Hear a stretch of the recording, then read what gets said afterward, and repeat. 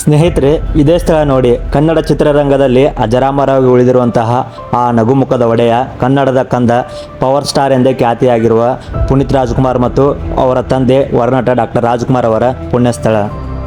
ಈ ನಗುಮುಖದ ಒಡೆಯ 2021 ಅಕ್ಟೋಬರ್ 29ರಂದು ತನ್ನ 46ನೇ ವಯಸ್ಸಿನಲ್ಲಿ ಇದೇ ಸ್ಥಳದಲ್ಲಿ ಚಿರನಿದ್ರೆಗೆ ಜಾರಿ ಬಿಡುತ್ತಾರೆ.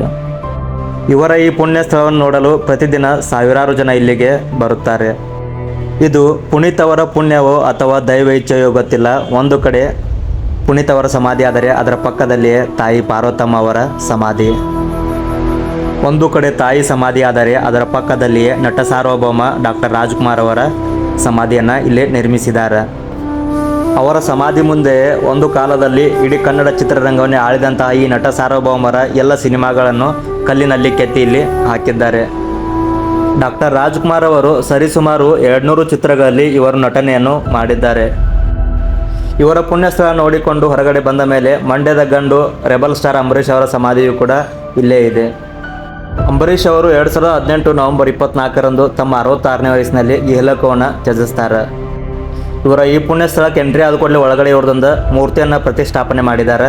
ಇದು ಅಂಬರೀಷ್ ಅವರ ಚಿರನಿದ್ರೆಗೆ ಜಾರಿದಂಥ ಒಂದು ಪುಣ್ಯಸ್ಥಳ.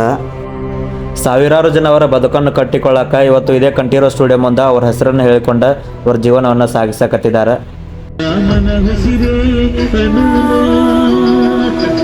ಅನುಮನ ಪ್ರಾಣವೇ